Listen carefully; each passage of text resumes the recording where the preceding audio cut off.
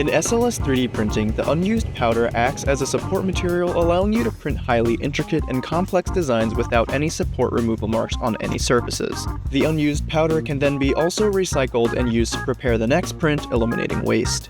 This part is an orthosis designed with 3D up using Formlabs Nylon 12 and TPU 90A powder on the Fuse 1 Plus 30W.